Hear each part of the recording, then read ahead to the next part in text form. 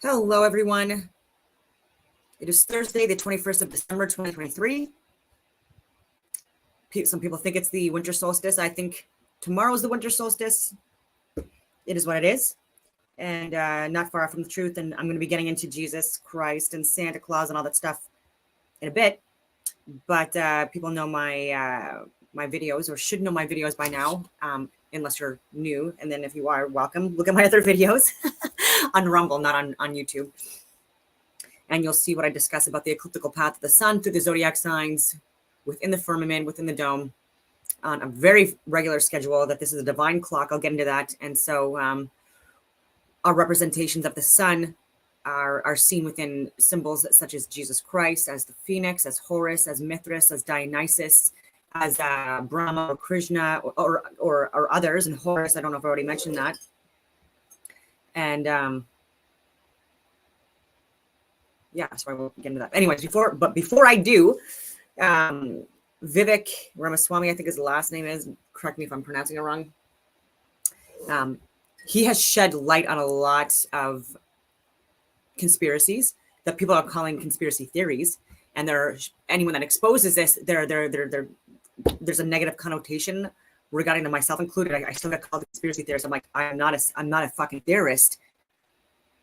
I'm showing you facts and proof. I'm showing you witness hostage accounts. I'm showing you irrefutable evidence. I'm not just going on YouTube. I'm talking on YouTube and Rumble, but I'm sharing other sources of information from people that are credible sources, and calling out crisis actors and stuff like that as well.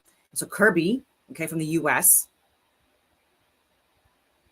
he's an elf on the shelf. He looks like he's like the size of my fucking coffee cup, okay? And this is not to be, anyways, John Kirby. He lies all the time. He's a lobbyist. Okay. And he's talking about, we were in Afghanistan for 20 years. This guy can't even pick up a rucksack. It looks like he's the size of my rucksack, even as a woman. He was the size of the rucksack that I carried. And he probably weighs less than what my rucksack carried. And again, for 15 years, I was actually an infantry officer in the Canadian military, which is not a peacekeeping friggin' whatever you want to call it. We were always in any fucking war that there's been, any battles internationally. We've always been on the front lines, well ahead of like the US even. So, and again, this is why, like, I want to talk about Ukraine-Russian war. I want to talk about Israel and Palestine war. I want to talk about these false flags that are being pushed and propagated by fucking idiots like John Kirby, a little elf on the shelf that, again, like, doesn't even know how to do a push-up likely, but getting people like me to go and fight fucking wars so that he can profit, and the people that have shares and stocks in these military pharmaceutical companies can profit, right? Marco Mendicino, 2 feet tall. And again, I'm not slamming, but I'm just saying, like this, my frustration stems from the fact that these people are knowingly and gleefully lying to us, right? So like, these are people that are not like doing it, because, like, I want to protect them from the truth and all this. No, they're lying to us blatantly and using our own resources against us and our own assets against us. And, so yeah, we have Canadian troops in Ukraine right now. I don't support that. I have assisted in medevacs and stuff like that. On the not unfortunately, because of my vaccination status, I wasn't able to fly there to assist with collateral damage and stuff like that, like innocent civilians being fucking impacted greatly. But I was also sharing with these groups that were going overseas, and the ones that are over there right now, I'm showing them, and it's still on a regular basis, showing them all the deceit and lie that got us there to begin with, and showing the money laundering, showing the bribes, showing the corruption, showing the people that got fired within Ukraine, showing that even in 2014, the staged coup was brought upon by the fucking law enforcement within Ukraine. We should not be supporting that fucking war and sending billions of dollars a fucking year when we have soldiers in Canada that are living in fucking tents and cars, and they're fucking homeless because they can't afford these dumb idiots like Justin Trudeau, this idiot, Christopher Freeland, Melanie Jolie, Bill Blair, and Wayne Eyre, and these fucking idiots that have no idea what they're talking about or doing in life, right? And half these fucking people are so heavily medicated, I don't even know if they're on the motherfucking earth, to be honest with you. And so Kirby blatantly lies about leaving billions in weapons in Afghanistan, then runs away from the podium. They think we're fucking stupid. I have these conversations with people, like, again, like even on LinkedIn, like I'm having an argument with a guy that has like 18,000 different acronyms in his name, which shows me how insecure and insignificant and uneducated he actually is. because again, losers hide behind titles, okay, and they're often the type that don't even deserve that fucking title, and or it's a bought for title. I went to Afghanistan. I buried people I loved in Afghanistan for a fucking proxy war that we were lied to about. 9/11 was staged and planned. I showed the proof about that.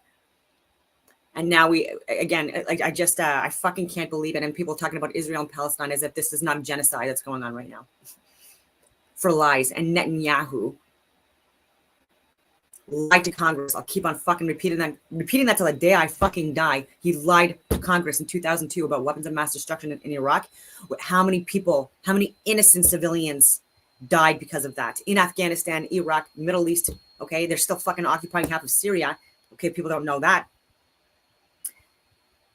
I just I don't support proxy wars that are only put in place by false flag events that our government initiates or activates with fucking corrupted or blackmailed individuals or cowards, only to profit people that are already fucking rich. So anyway, I'm going a long tangent. Sorry about that. But here's this fucking elf on the shelf little prick. Weapons in Afghanistan. This is a fallacy. This is a farce. We didn't just leave a bunch of weapons in Afghanistan. This is a fallacy. This is a farce. What we did over the course of our 20 years in Afghanistan, of course, with congressional approval and consultations, was armed and helped equip the Afghan National Security Forces. And as we have said time and time again, that as the Taliban made advances, those Afghan National Security Forces, many of them decided not to fight, but yet to lay down their arms and leave. But the arms that you're talking about, and again, I can't verify these specific He's so names, little, like he's belong to the Afghan National Security Forces. That's what was left behind. Not that the United States just walked away and abandoned a bunch of weapons in a pile in Afghanistan. That's just not. So they abandoned a bunch of weapons in a pile in Afghanistan, and so that's exactly what happened. And so these people lie to us, thinking we're fucking stupid. I just I don't understand. I mean, I do understand, but until we have actual courageous law enforcement that does something about this, or people within cabinet that are courageous enough to do something about this and speak up and show the fucking proof that I'm sharing on a regular basis, because I've emailed Roman Babar and Pierre Poilievre and Melissa Lantsman and all these fucking other people that are on the other side of the political spectrum to the people that are as opposed to the people that are currently in charge. Nothing. They're not getting it. They're not receiving it. They're receiving it. They're not responding to it. And I will reiterate, I give my fucking resume as well. And I'm someone that has taught the highest levels of government on how to respond to natural and man-made disasters internationally. And when I share the fucking actual facts about the event we're responding to being fucking man-made and initiated by people that are also embedded within the fucking governments that we're responding to within the host countries, they don't want to fucking hear that. But you need to hear that. So just because you don't want to hear that doesn't mean that you shouldn't be fucking hearing that. Okay, so people that are heads of Global Affairs Canada, I'm also talking to you. Call me, because I've worked your fucking courses and I've trained your higher levels of your SRDT units better than any other fucking courses that you've done, and that was even admitted. And I have the references. And so get up, let's get back on these courses so that when you respond to events, you are not put at risk or in danger, and you're not putting other people at risk or in danger, right? CSEC, it's time. Yeah, it's fucking time. So Vivek is saying what people do in their own fucking countries, their own business and whatever. He is saying not to involve American citizens, and I do agree with that. I don't agree with with a lot of the stuff that he does say regarding that, though, and I get why he's not really committing to a stance. I get why, because I know a lot of people even within Canada that are just fucking blindly following the fucking trends that are going on, and claiming that Wayne Eyre is a fucking brilliant genius, which is a fucking idiot. And yeah, anyway. Here's what Wayne Eyre believes that what's going on in Canada, the biggest international threat is right-wing extremism. It's fucking laughable. tweeted about it. I'll give you when the most destruction throughout history and even currently has been caused by communist socialist atheists that are under the guise and backed behind and propping themselves behind liberal socialist governments. And even the Venezuelan leader, he was perpetuating himself, promoting himself as libertarian. That was very interesting because myself, I would consider myself more libertarian, and that is being considered now like not cool or also a fucking threat. Being libertarian, if you think that that's a fucking threat, again, you don't know what the fuck you're talking about. And I know I'm swearing a lot, but there's a graph, okay? There's an XY graph for the political spectrum, or you want to call it, and the control of governance.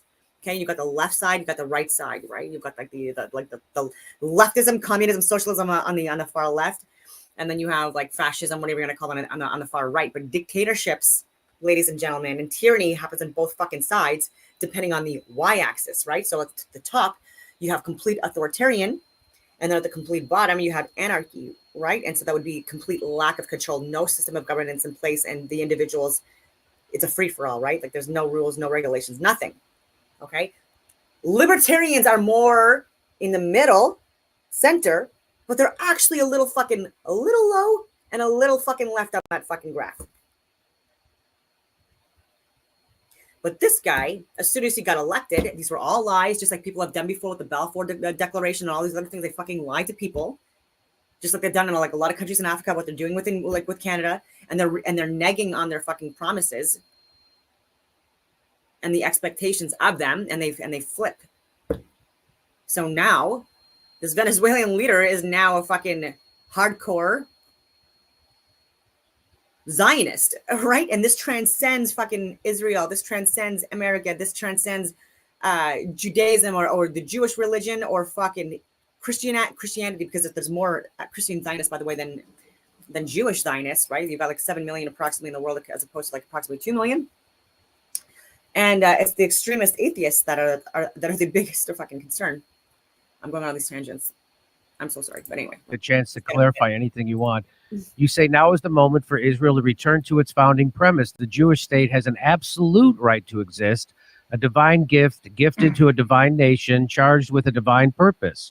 Israel has an absolute and unequivocal right and responsibility to defend itself to the fullest, applying the only language its adversaries understand, the language of force. And what would David Ben-Gurion say? Don't depend on anyone else's fleeting sympathies or permission to do it.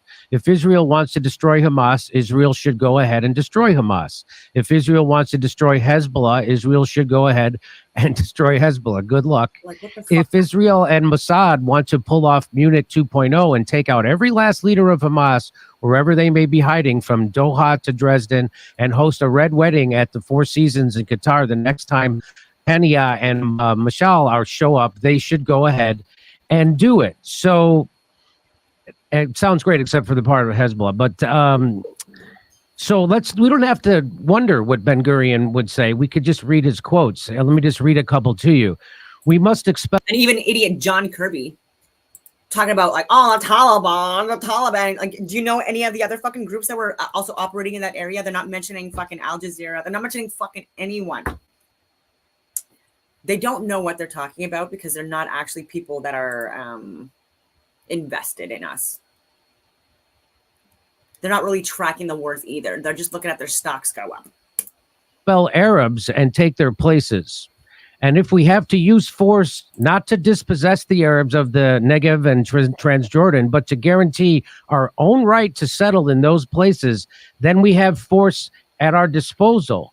Let us not ignore the truth among ourselves. Politically, we are the aggressors, and they defend themselves. The country is theirs because they inhabit it, whereas we want to come here and settle down. And in their view, we want to take away from them their country. Behind the terrorism is a movement which, though primitive, is not devoid of idealism and self-sacrifice. So doesn't that kind of blow your argument out of the water? I just quoted that guy, and he's saying that we're taking their land. Here's my view on it. And I wanted to let you finish that so I could tell you what my view is. And you can look at the totality of what I've said here. I have a radical revelation. I'm running for president of the United States, not for the president of Israel or any other country. And I know some people running for U.S. president mix that up a little bit. I don't. I'm pretty clear about which country I'm running to be president of. And my view is, against that backdrop, Israel's an ally. Israel should be allowed to do what Israel needs to defend itself and also to make its own determinations. But this is all against the backdrop of me being probably the only person in the field that's actually been clear about this. We should not be getting involved in that. I am against the $16 billion or $14 billion aid package for this specific war. I think that's better for Israel and better for the United States.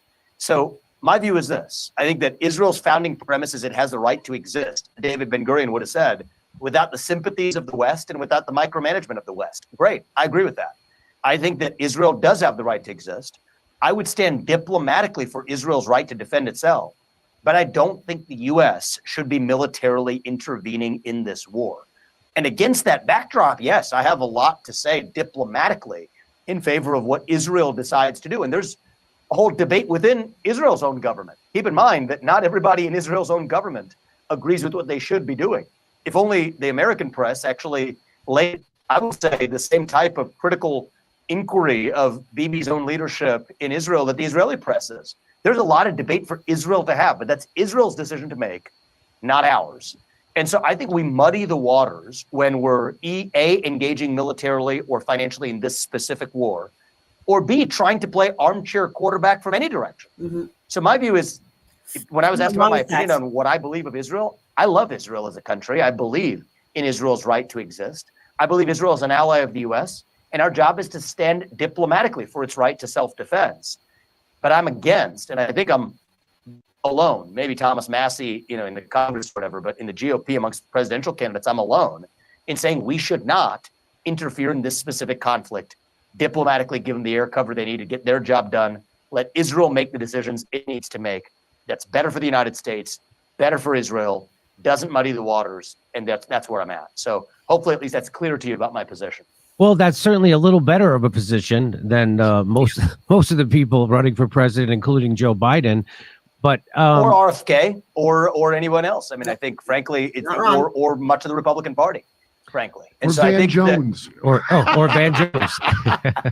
yeah. But I'm shaking that you said that. And let me just clarify what I said earlier when I was reading your statement. I said that sounds great. I was being sarcastic because I want to show you when you say the right to self-defense. Danny Haiphong tweeted this out today. He says that Israel is destroying entire neighborhoods in Gaza instantly. So let's just watch this. So this is boom. So that doesn't look like self-defense to me. That looks like genocide is what they're actually trying to do. And I just want so do you think that's what that is? Do you think that is? I got to confess, I'm looking at a camera, not at what you just put up. But I'm familiar with the kinds of images you're probably putting up. Okay, right. So it looked like they blew up an entire neighborhood at once. And so you've seen what they've been doing, and you see the game that they're playing. They told everybody to get out of the north of Gaza and go to the south, and then they started bombing them in the south. They're bombing hospitals. They're bombing schools, UN refugee camps. They're bombing hostages. Okay, since October 7th. So there's also people that have all these titles in their fucking names. They're telling me that I'm a conspiracy theorist. They're telling me this on my fucking LinkedIn accounts. They're telling me this on my professional accounts, calling me a conspiracy theorist, despite the fact that I'm showing proof. While these fucking morons have zero proof, and they're going off of Dan Bongino or fucking dumbass mainstream media that have no idea what they're talking about, and they're not looking at what Israeli reports are actually sharing, what people on the ground are actually fucking saying and sharing, including the hostages that were released, saying that the IDF, which is the Israeli fucking military, were shooting up civilians during October 7th, and that they believe that the majority, if not all, but at least the fucking majority of casualties, which again was significantly less than what was being reported, so under 1,000, it's looking at now, still a fucking one too many. Shooting them up, and then when hostages they were asking to be released, or there was like plans to release them, obviously not asking them to release, like as a fucking hostage, like you don't fucking organize anything, right? And I've done conduct after capture training and stuff like that as well with the special forces, and getting shot up by the military, right? The white flags up, fucking shirtless, all this to show that they're friendly and Israeli, and the fucking on their own government killing them. That's not a theory to that Dr. Schmuck on LinkedIn that's trying to say I'm a conspiracy theorist. That's not a fucking theory. Okay, and if you actually cared about Israel and the Jews in Israel, you would be reporting this stuff and knowing about this stuff and not looking at Dan Bongino, who also has shares in fucking stocks and like Anheuser-Busch, fucking Blue, Labatt Blue, whatever the fuck it is, or Budweiser, whatever, I don't know shit. Because of the water that they also sell in response to natural and man-made disasters internationally. So these people are fucking bought and paid for and have shares in stocks and companies that exploit people's vulnerabilities and what you supply and demand. So Dan Bongino, who has the shares and stocks and stuff like that and promoting this stuff, like he's promoting disasters internationally so that his companies can profit from. So I don't do that shit because I have a conscience.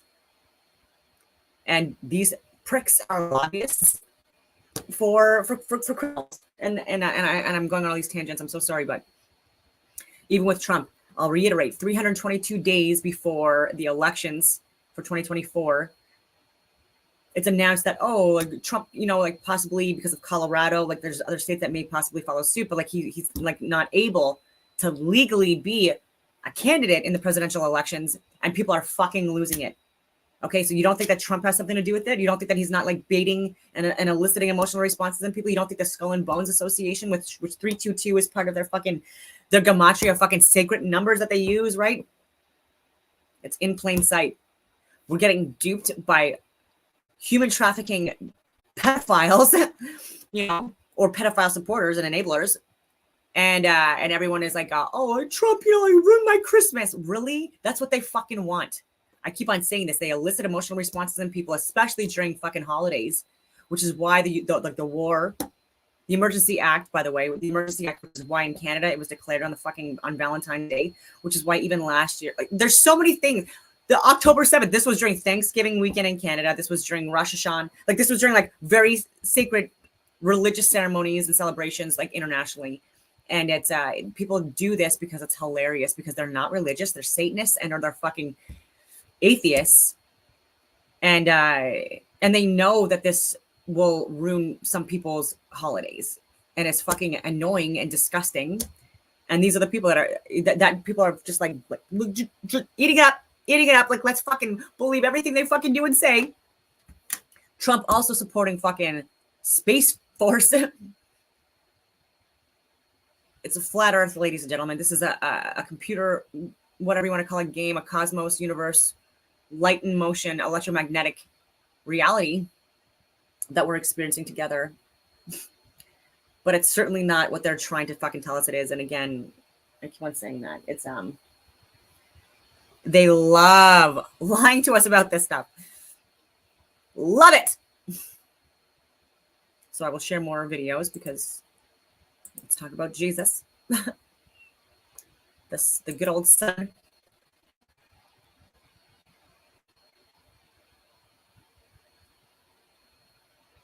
I also want to share the return of the Nephilim, but maybe I'll do that in a separate video.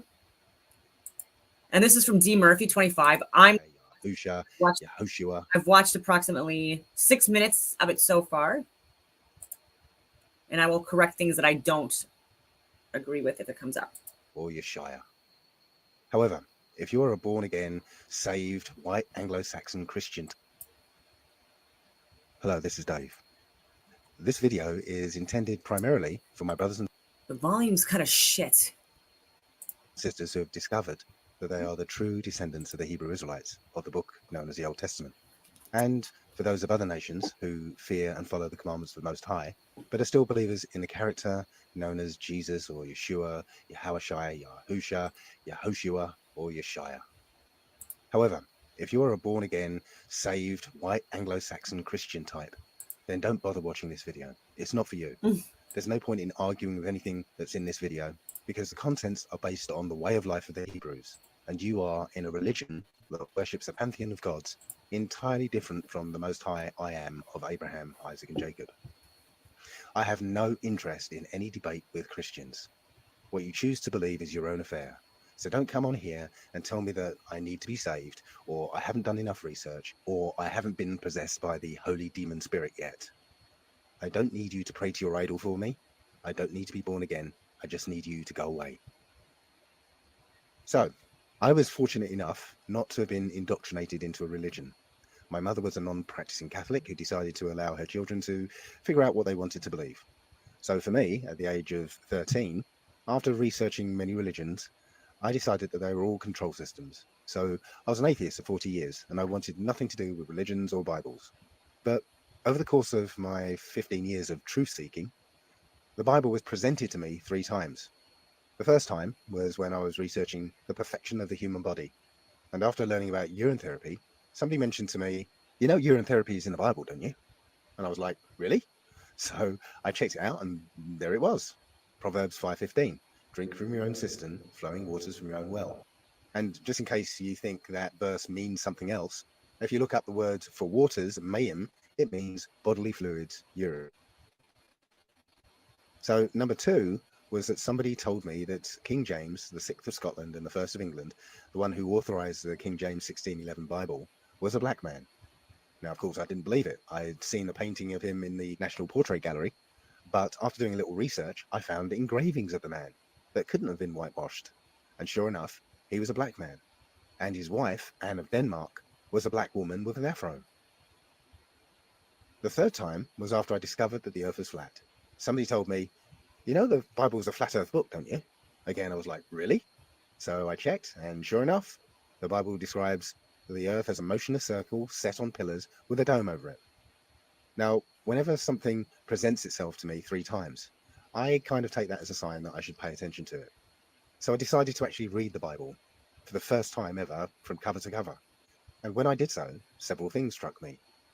I was surprised to find that it was a straightforward and easily comprehensible literal story. It also seemed obvious to me that the New Testament was a separate and unrelated book, and it was a so-called Old Testament, which was the book that deserved further investigation. The Book of Remembrance is a real name of the so-called Old Testament, and you can find that in Malachi 3:16. Then they that feared the Most High spake often one to another, and the Most High hearkened and heard it, and a book of remembrance was written before him, for them that feared the Most High and thought upon his name. In my opinion, the Book of Remembrance also includes the books of the Apocrypha, that's 14 books that were in the original 1611, but removed from later versions, and also the books of Enoch, Jubilees, and Jasher from the Dead Sea Scrolls found in 1947. When one reads the Book of Remembrance without the lenses of Christian doctrine, it's obvious that it's a story that follows the trials and tribulations of one bloodline, one particular group of people, beginning with Adam through to the end days. The New Testament, however, is an entirely different book, written in a different language, in a completely foreign style. And while it claims to be a continuation of the Book of Remembrance, it's suddenly no longer about those people at all. And thousands of years of history and genealogy is casually tossed aside. It begins by introducing a new central character and desperately tries to convince the reader that he's not new at all. But not only was he there all along from the beginning, but he was also what the newly renamed Old Testament was all about. And it's just a coincidence that the Most High and all the prophets absent-mindedly forgot to mention him by name. In this new book, written by Greeks and edited by Romans, the Most High doesn't say a single word, and he's described as an entity of an entirely different character to the Most High I Am of Abraham, Isaac, and Jacob. This God is now represented by the book's new central character, Jesus, who is conceived in exactly the same manner as the Most High regarded as a grievous sin, demands that we praise him as the Most High's sales rep and publicist in exactly the way the Most High commanded us not to, and died for everyone's sins in exactly the way the Most High said that no man could.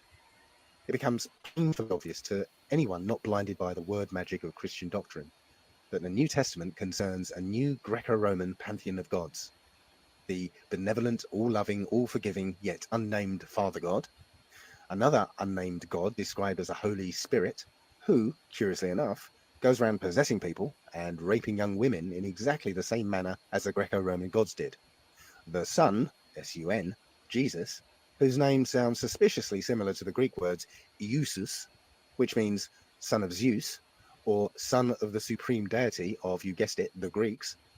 Zeus is also a synonym of the word Deus, another word for the last god in this pantheon, the devil, which the Book of Remembrance reveals as a particular nation of deceivers, not an individual. In fact, the word devil doesn't appear in the Old Testament. It's the word devils, plural. It has to be considered that the authors of the New Testament had access to the Book of Remembrance when they wrote it. And it becomes obvious that whole passages were lifted from the Book of Remembrance, the Book of Enoch, and no doubt other suppressed books to give it the air of authenticity. The acts and works of the character known as Jesus are directly taken from the Book of Joshua, whose name, quite coincidentally, is that which the name Jesus is supposedly based on. There are also supposedly hundreds of prophecies concerning Jesus, and nobody seemed able to agree on the exact number that the New Testament claims are alluded to in the Old Testament, which would seem like overwhelming evidence, but for the fact that each one of these so-called prophecies, when studied individually, turn out to be isolated verses taken out of context and out of time and misapplied as prophecies of a character that wouldn't be born until hundreds, if not thousands of years later. The deception is compounded by Christian scholars translating later versions of the Old Testament and using wording that supports their Christian bias. Interestingly, the oldest copy of the New Testament, the Codex Sinaiticus, contains no reference to the divinity or ascension of this Christ figure. These details, as well as many other key verses supporting the Jesus myth, were added later by zealous Christians. Word magic deception is a creative use of words to create a false reality in the minds of those that listen to them. For example, a hypnotist using the right combination of words can suggest that a raw onion is in fact a delicious apple, and for his victim, it will become his reality. Other examples are somewhat more subtle, such as a policeman who continues to beat or tase an obviously incapacitated suspect while shouting, "Stop resisting! Stop resisting!" This creates doubt and mental confusion. And so, in the minds of the onlookers, the reality shifts from a psychopath in uniform torturing an innocent to a belligerent suspect resisting a police officer performing a lawful arrest. Another form of word magic occurs when an elaborate scenario is constructed that convinces somebody that a physical act means something other than the action being performed. Thus, a paedophilic homosexual act of child molestation is imagined to be normal and natural simply because the sexual predator has the fancy title of mole, is performing a circumcision and sucking the blood from the infant boy's penis. And there's a fancy ritual of special clothes, none of which appears in the Book of Remembrance, which means it was made up by the mind of men. Word magic is heavily employed throughout the New Testament, but its most destructive use is in the book of John. John chapter 14, verse 6. Jesus saith unto him, I am the way, the truth, and the life. No man can come unto the Father but by me. Well, he looks homosexual, so what do you want? Christians take this verse to mean that in order to praise, worship, or pray to the New Testament God, one must direct prayers to Jesus, and he will presumably email them to his dad. The Christian dutifully addresses all prayers to Jesus Christ, keeps idolatrous images around their necks or in their homes, and credits Jesus for any good fortune, blissfully unaware that they're in fact sinning by breaking the first and most important of the commandments. Exodus chapter 20, verses 3 and 4. Thou shalt not have any other gods before me. Thou shalt not make unto thee any graven image or any likeness of anything that is in the heaven above, or that is in the earth beneath, or that is in the waters under the earth. The Book of Remembrance serves as a book of law and history for a very particular people. It details a complete story from beginning to end of that people over the course of a millennial week, 6,000 years of work and 1,000 years of rest. However, according to the New Testament, the Book of Remembrance is solely there to support it. The story that had been progressing for nearly 4,000 years is now abandoned and is no longer important. And a new story that directly contradicts the first, as well as the word of the Most High, is presented as the true purpose of the entire text, along with the surprise introduction of a new character who acts as the Most High's theatrical agent or representative. And all of this is substantiated by isolated verses from the Book of Remembrance, which must be taken out of their original context so that they might allude to its authenticity. The more I read of the New Testament, the more contradictions and anomalies I found, and the Jesus character made less and less sense. So this is my dissection of the New Testament, and in particular of the Jesus character.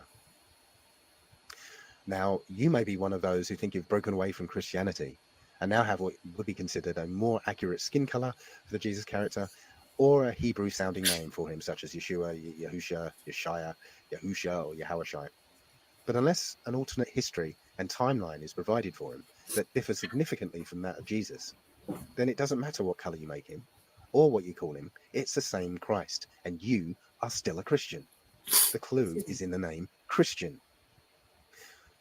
So let's start with this individual's identity. Also interesting to note, for those of you that are new to the channel, is that Donald Trump's grandmother, her last name was Christ. So is this more social media, like psyops, like embedded into our fucking history to confuse us about so many different things? I don't know. But even with the Jesus figure, actually, you know what? I'm going to stop sharing this. I don't know.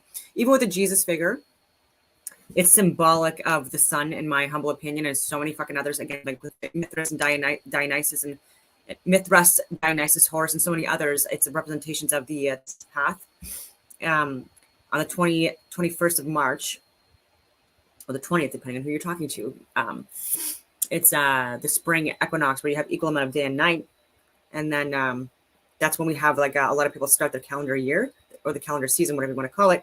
And that's when the sun is in Aries. It starts in Aries during that time, right? So from Pisces to Aries, that line in the sand is the 20th of March, essentially. And so anyway, and the sun on its ecliptical path, or Tropic of Capricorn, Tropic of Cancer, equator fucking ring above us, okay, depending on, anyway, it ascends. And it meets its highest points on or around the 22nd of June in Cancer, when the sun is at its highest point, when we have the longest amount of days, first amount of nights. And then for 3 days, it stays at its highest point, the longest days. And then on the 24th, it starts its descent, right? So it's at the highest point, then it starts going down again on its path, ecliptical path, sinusoidal wave, cycloid path, whatever you want to fucking call it. But again, like it's a circle above us, or the analemma, sorry, the infinity, the infinity.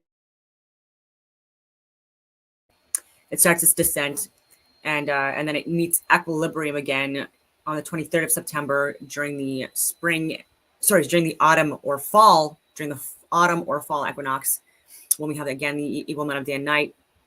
And then during Da Vinci's Last Supper, that's where Jesus Christ is sitting. He's sitting at the 23rd of September, the fall autumn equinox for North America, and then continues on the descent until we get to the winter solstice, which is today or tomorrow, depending on who you ask, where the sun is at its lowest point, where we have the least amount of daylight, the longest amount of night, and it's like that for 3.5 days essentially. And then we have that Jesus Christ story where like he was raised again in 3.5 days and born on the 20th of December. That's when the sun starts its ascent again, right? So it's at its lowest point, right? So it does the sine wave, like the cycloid wave, whatever the fuck you want to call it, the sine wave, but which shows a circle above, closer, and stays at the lowest point for 3 days. And on the 25th is born again and then starts its ascent, right? And then it meets equilibrium back again during the spring equinox, and then goes at its highest point during the summer solstice, and then goes to equilibrium again during the fall autumn equinox, and then at its lowest point again during the winter solstice. And then even with the disciples or the apostles, there's 12, just like the zodiac signs and the sun's path. It moves through the zodiac signs annually with perfection, right? So this is a clock. This is a divinely created, intelligently designed universe and clock. And so I've talked about politics, I've talked about war, I've talked about all this stuff, false flags, and Jesus exposed. It's a good story, but I also wanted to share something that is also interesting: the return of the Nephilim. I'm not convinced that, again, with this Nephilim stuff, a lot of intelligent people discuss this, and they discuss angels and demons and or aliens. I don't prescribe to or subscribe to any of that. I need more proof. I need this to be like more in literature, not just like the Bible and stuff like that. And different chapters or books that could have been combined in the Old Testament or the New Testament, whatever you want to call it. But I still think that there's a deception and inherent division created with these ancestral stories that are being perpetuated, even in my community, right? So like when like people that are exposing the truth about the reality of the fucking world and the false flag stuff, we're not conspiracy theorists. We're not theorizing anything. We're people on the ground applying this stuff practically, like, or sharing, witnessing, like all of this stuff. And yeah, debunking theories. So, Return of the Nephilim. Right, so going way back to the beginning of the Old Testament, it doesn't say what most people think it says. On day 6, it says, God said, let us make man or mankind in our image after our likeness. So God created mankind, male and female, together. The thing is, the word used for God there is El, or Elohim, which is the plural for El. And when you look up the meaning of the word El, well, my view on how you translate languages is a bit different to what Ross said, but you've got like 8 or so different meanings. But what you do, you don't choose the meaning you want, you take all the meanings together and see what it feels like to you. So you've got God with a little g, God like one, mighty man, men of rank, mighty hero, angels, God with a little g, false God, and this next one, God with a big G, the one true, I think they slipped that one in because everything else gives you the impression of an angel worshipped as a god when you take it all together. And the hint that it means angel is El. You get the names Michael, Gabriel, Uriel, Raguel, etc., telling you that the creators at this point were angels. So when it says, let us make man, it's the angels doing creating. And that was on day 6.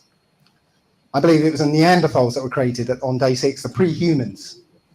Okay, because on day 7, or after day 7, the day of rest, at some point after that, the Lord God, so the Lord of the angels, created Adam. Now, Adam's first job was to name all the animals. That couldn't have been a quick job. And after all the animals were named, it said that a helper wasn't found amongst the animals. So that's when Eve was created. So Adam and Eve weren't created together, and not on day 6. 2 creations, 2 different creators. Now the proof of it is that, and I won't go into much detail, but when Cain, basically he killed Abel, he was banished. And he said, if anyone finds me, they're going to kill me. Well, if it was only Adam and Eve there, who's going to kill him? So I'm saying that the Neanderthals were there, and they looked very different to Adam and Eve. So when Cain went out and he was banished, he took a wife. And I think he took a wife amongst the Neanderthals. The evidence of that is that human DNA was amongst the Neanderthal DNA. So that's where Cain mixed with the Neanderthals. So that, and I haven't gone into this, but the thing about eating an apple wasn't about eating an apple, it was about an angel having sex with Eve and created a second seed line. So kind of like that. So Eve had sex with the angel, then went to show Adam how to do it, and basically had 2 children, one from different fathers. Okay, set up 2 different seed lines, which came together later on. I'm going to talk about it later on. When Noah took a wife, he took a wife from the line of Cain. And there's a couple of books that came out just recently, 2019, when the Vatican actually admitted to all its archives underground. They released 2 books. One of them was called The Book of Lamech of Cain, and it confirmed that Nama, who married Noah, was off the line of Cain. So in Genesis 6, the most important thing in the whole book happened. It said there were giants in those days, and also after that, when the sons of God, the angels, came and had sex or came into the daughters of men, and they bare children to them, the same were mighty men, men of old, men of renown. Okay, so giants came from the angels, and if you look in the book of Enoch, it tells you most definitely that's what happened. It was angels having sex with women, and so 200 angels, it turns out. Again, the book of Enoch is very, very detailed in that. 200 angels came down to Mount Hermon, okay? And one group of their offspring were called the Nephilim, who were giants. Okay, so the human genome was corrupted. So for me, I'm just going to clarify. No, it's not paused. Sorry. Now, you've heard this story. Why am I hearing it? Oh, anyway, sorry, it's because it was on Rumble. Where was I going with that? So I got distracted because I was hearing freaking multiple like videos being played. With the Nephilim, the angels, demons, aliens, any of this stuff, I don't subscribe to that. Okay, I do believe that we're within a fucking multidimensional simulation, but that we're not able to, access other cosmos or universes within this one, right? Like we have our own intentions, we have our own purpose, we have our own roles to play here. And just like Super Mario Bros, like they can't fucking like go into like World of Warcraft or Final Fantasy or any of those other games. I don't know their names of a lot because again, I'm not a gamer. And reproduce or recreate, right? Like this is just like it makes no sense to me that it is what it is, but I do believe that like on Earth, like you can create larger beings by virtue of like who you select as a partner, right? Like so even with like the negative and the positive blood types, which he's going to talk about, which I've talked about for years as well. I don't subscribe to this being something that's also like from like beyond this realm that we're experiencing living, and or that our energies or souls or spirits are experiencing here. And once this game is over, our energy is going to transfer back into our higher level of consciousness or being entity after this. And so this stuff, again, it's interesting and not something though that I'm fully convinced about. Because even with like the white skin and stuff like that as well, this is I've talked about this in other videos, right? That this is all evolutionary and predominantly within colder regions, more within like the north of the area that we're inhabiting. And again, just like it's going to be said, there's also other land outside of what we're being shown on our maps, which are very inaccurate, and even like Mercator and Gleason, even with the flat Earth maps, like there's a lot of like inaccuracy with those as well, but nowhere near close, not even close or a touch on the fake CGI bullshit and the Google stuff that we're being shared now. But we just have to get better with the representations of the actual sizes of the continents and the countries, and look at Africa, which is a continent with multiple countries that is significantly larger than the US and Alaska and India and other countries, and even with this population stuff like Klaus Schwab. I'm going on all these fucking tangents, but talking about I would like my legacy to be like someone that like enabled the depopulation. So you're a fucking idiot for saying that, unless you actually don't know that we're not at 8 billion or 9 billion people when you calculate all the fucking major cities and suburbs and surrounding rural areas within like major known cities. It's not even close to the numbers that they're reporting for to have like in the billions in India and China, when even 90% of the land mass is like not even inhabited, right? And there's been times throughout history when we're being led to believe that there's even upwards of 100 billion people, and that even with 8 billion people, that's not even overpopulated even remotely, or at risk of any kind of scarcity of resources, when you can fit like that entire population into the state of Texas. Okay, and so this fucking idiot that's like, oh, depopulation. Why? We're already underpopulated a fucking enough, believe it or not. And there's so many fertility issues. Men are like, the testosterone levels are not even close now as to what they were even decades ago. Okay, men are softer, they're more feminine, way less testosterone, fertility issues, all of this fucking stuff. And this is also by design. And so it would be nice if we like woke up to that as well. Because women also don't want to procreate with men that are feminine and or betas and or simps. Unfortunately, it's just a fucking reality. And it's like that in every fucking species.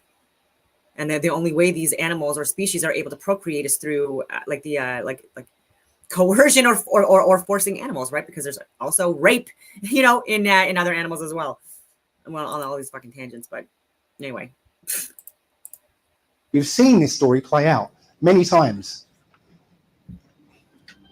So whenever you've seen this, it's showing you 22 stars coming from the heaven. Oh yeah, so like I go on all these freaking tangents and then I don't clarify. So with the lighter skin, with like the light pigment and stuff like that, we're more we thrive more in colder climates, and people with like the brown or the darker eyes, hair, and skin thrive more in areas where it's warmer. And that could be like a slow evolutionary process within our species, but again, like that's like the maximum you're going to get, right? If people are cave dwellers, you know, and they evolve that way for extended periods of time, or in certain other areas, they're going to develop differently. And I say this too, like even overdeveloped areas, people tend to be smaller. People that eat less protein tend to be smaller, sicker, less fertile, less testosterone, all of this stuff. And we see that in places that are overpopulated, like India. But again, like, these are places where they congregate and put people within like small little fucking areas and just keep on building out and destroying the fucking grid. And overexhausting resources and stuff like that, when they could just, like I keep on saying, even in Canada, like just build out. Okay, stop fucking impacting, so like the suburbs and the middle class and the rural, like build out, right? There's plenty of fucking space, right? But people are lazy now.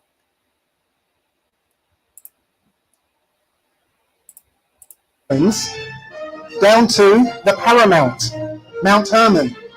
Okay, and in the Book of Enoch, it tells you the names of the 22 chief angels. Okay, and angels and stars are synonymous. So also Mount Hermon, when Paris was the prime meridian, I think it's Greenwich now.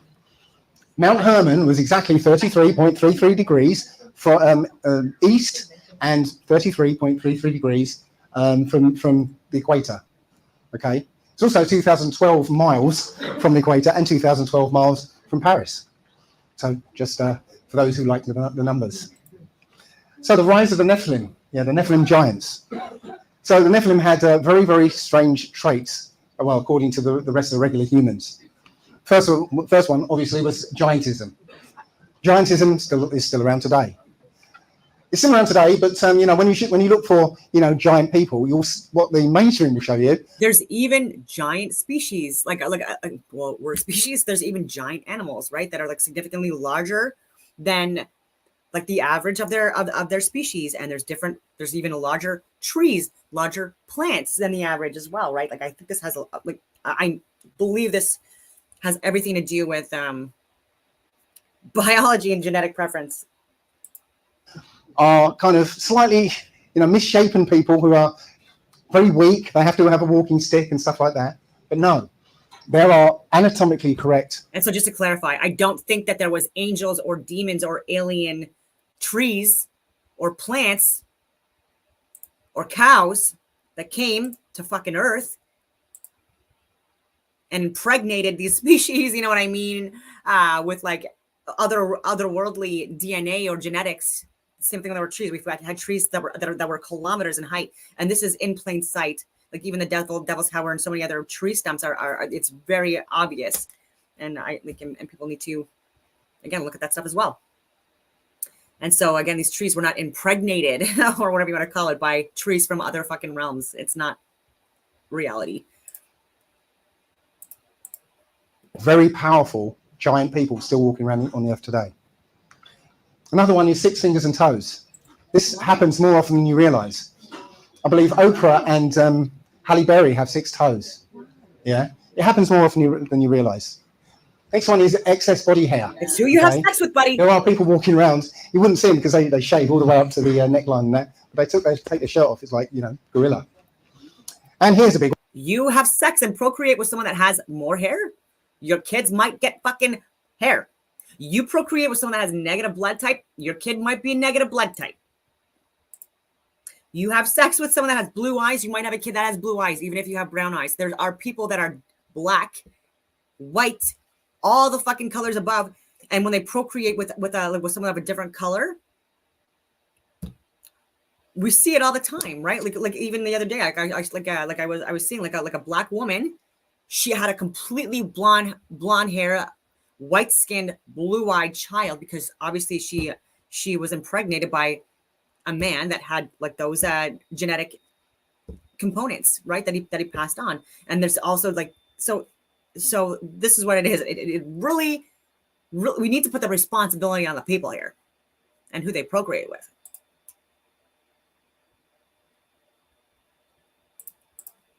One, skin lacking in melanin. And so skin lacking in melanin, we have a guy, like, again, there's like a little bit of bias, and I'm not slamming this guy. He's very intelligent, but like maybe he's a little biased because he's black, you know, and like maybe he like thinks that his skin color is superior, whatever. A lot of egotistical people think he's a brilliant genius, but like with the skin too, absorbs vitamin D more efficiently because white skinned people or lighter skinned people and lighter haired people, generally speaking, were people that were in colder climates in the north, right? Like these Slavic people he's going to be like talking about in Canada and Russia. Like these are all friggin' areas like that are closer to the north where it's colder, and or people that are on the extremity. Anyways, but where you can absorb vitamin D and sunlight more effectively and efficiently, and where it's more blocked in people that have darker skin, right? Because like there are people that have like that usually were in areas where there was more sunlight, it was more heat, higher temperatures, no fucking snow and any of that stuff to worry about. And so it was and so absorbing vitamin D was very much blocked or slowed, right? And that's why people that are darker skinned and darker eyes and stuff like that, they have vitamin D deficiencies, which causes a whole host of fucking illnesses when they go to colder regions and when there's lack of sunlight and sun exposure and vitamin D supplementation. And so like these are not this has fucking nothing to do with anything but just like where people lived and how they thrived in their environment and adapted, right? There are species that when there are benefits within their environment to how they are, they will develop characteristics or traits inherently to enable them to again like be more efficient in that environment. I'm going all over the place, but I mean I smoked some fucking pot, so bear with me. And I cover a lot of content, right? So like when I go all over the place with like the different topics, again, like you have to access like different parts of the brain and memories and data and all that other stuff. So again, it also uses a lot of the executive functioning processes in the brain. But don't fucking call white skin or dark skin or any fucking skin in between like a defect or like any of that shit. It's a fucking lie. It's annoying. Sounds a bit inflammatory, but the thing is, without melanin, white skin is susceptible to the sun, and it's the only thing in this world where the sun doesn't energize; it harms. That's not true. Next one is hair. The sun can harm if you're in it for too long for anyone, and some people can last longer in the sun than others. That's a fucking fact. But the sun is motherfucking healing, and you need it to survive, which is why they talk about the soul. And then you've got soles of your feet, you know, and you've got your palms, the palms of your fucking hands. Like these are all things that need to be exposed to the sun, and your eyes, these gyroscopes with the fucking crystals. We need to fucking look at the sun, which is why there's a lot of sun worship in all different religions and ideologies and occult groups. Lacking in and the moon. Melanin. Not much to say about that, but just interestingly, one of the angels taught men makeup, and just wondered why they would teach makeup. I think it was for their daughters, who looked very, very alien. You know, if you ignore that right eye, you know, think how alien she would have looked to. That's so fucking racist. People say you look like me. Blue eyes, which is again eyes but I'm not gonna cry about it, and I'm not getting all offended about it. Without melanin. Blue eyes are always considered the evil eye. If you ever go to Turkey, you might see that amulet all over the place, everywhere, hanging from cars, you know, and from the shops, from front windows, hanging around their necks. It's to ward off the evil eye. Because blue eyes were considered illegal at one point, would you believe? So there's one... Things that were rare were considered illegal. So even being left-handed, and I'm left-handed too, that was actually considered illegal too. A consequence for having no melanin in the eyes. It's called eye sunburn. Has anybody ever heard of eye sunburn? Well, they show this you know, in this news article, they show this eye with, you know, a bit bloodshot perhaps, but that's not it. Brace yourself. This is eye sunburn. All right. So, and this could be like something like that inflame the eye, or it could be even like by like looking at like eclipses directly for extended periods of time. So he's gonna take the worst fucking examples to like slam fucking blue-eyed people. It's not a joke. Okay, I'm gonna move on very quickly. And blue-eyed people allegedly can see better in the dark, can see longer distances. I have beyond 20/20 vision, and so you know, do I think that like I'm superior, that my fucking eye color superior? No, I absolutely do fucking not. Because there's also benefits, like I've talked about as well, to having brown eyes, to having green eyes, to having so like this, oh, like I just, fuck, man. One of the smoking. And these are the people that slam like the scientists that actually like made up fucking science regarding black skinned people, darker skinned people. This actually fucking happened in the US. They actually made up fucking like scientific dissertations to try to like prove that like black skinned people were cognitively deficient or like cognitively like more impaired, like cognitively impaired or like not as smart as white people. And it was all bullshit. It was all to cause more division, clearly insulting. Clearly there's been skin colors, all different skin colors that have been advanced, more evolved, fucking leaders of fucking nations and stuff like that, and colonized people and have had slaves, you know what I mean? And so this was all just to push fucking like ridiculous racism that wasn't there and shouldn't be there. And sorry, I'm just going on all these fucking tangents. One of the smoking guns of this is Rh negative blood. Rh negative blood is blood that doesn't have a certain protein coating on the red blood cells. Only 15% of humanity lacks this protein coating. All other animals on the face of the earth have it. Just 15% of humanity. Now, when a Rh negative woman conceives of an Rh positive man, her antibodies attack the baby as a foreign object. You know, she has to have a RhoGAM shot, it's called, to suppress her immune system so the baby has a fighting chance to live. That tells you that there was 15% of humanity that is incompatible with the rest of the race. That tells you that there's some hybridization going on. So just to say, I'm not really sort of, it's not about race. It's not about, skin color. It's about bloodline. It's about nation. And this nation, just because you might look like them doesn't mean you're part of them. If you watched Harry Potter, the elite family, the Malfoys, would call the other families mudbloods, dirty blood.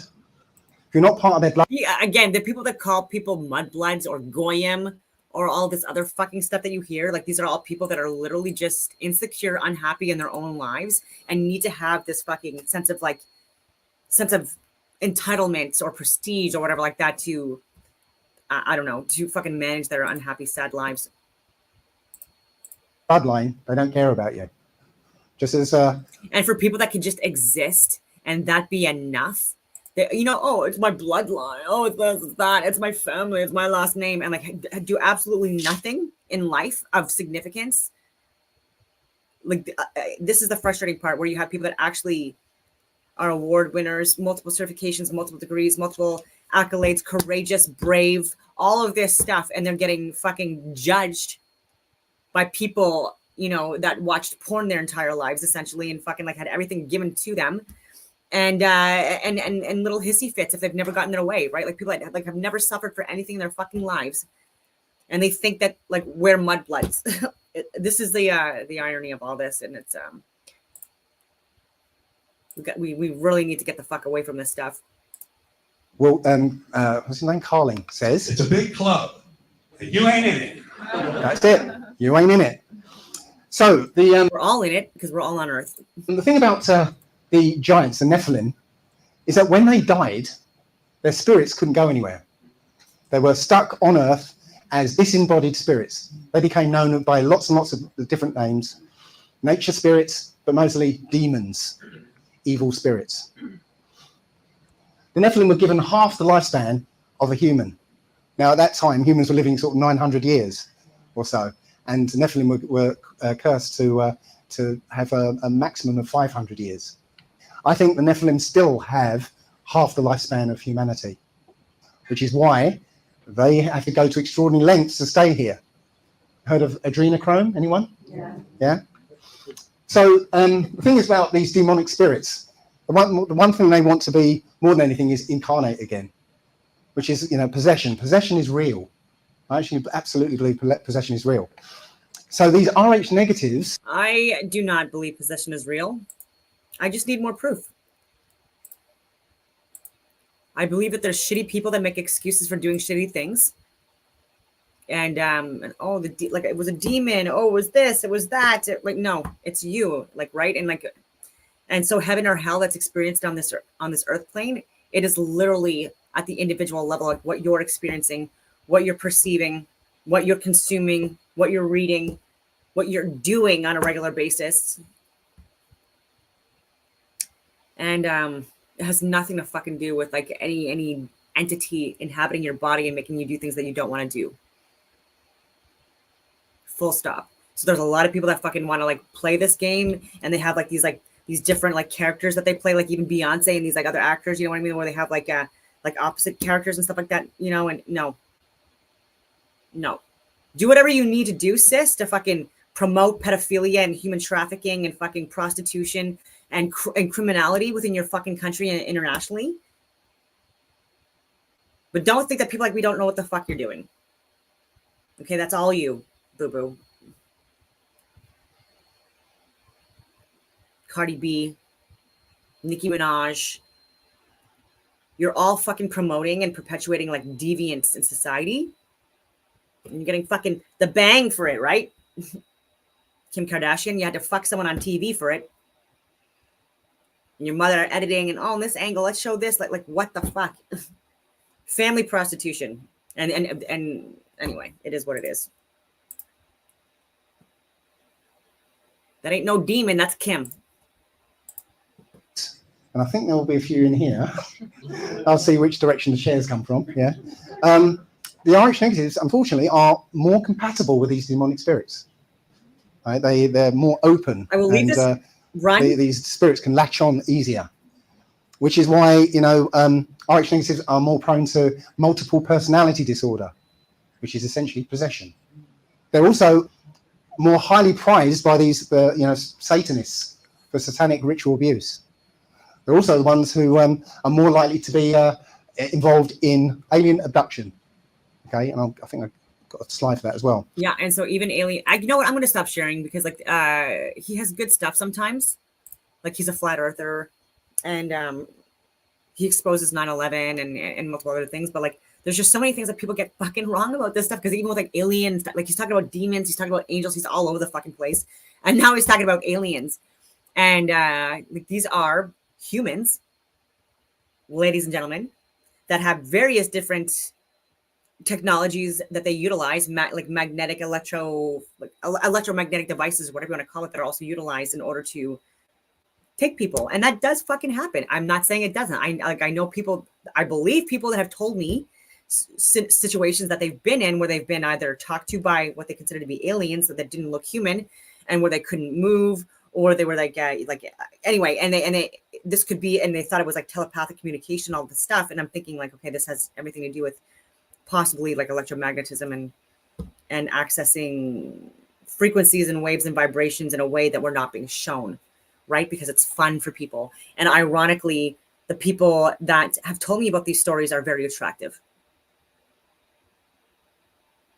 or like of a different, anyway, it is what it is. But and so there are humans that are pretending to be fucking aliens that are taking people, fucking them, researching them, probing them, traumatizing them, making it where like no one's gonna fucking believe what happened, because like who's gonna believe this stuff? You know what I mean?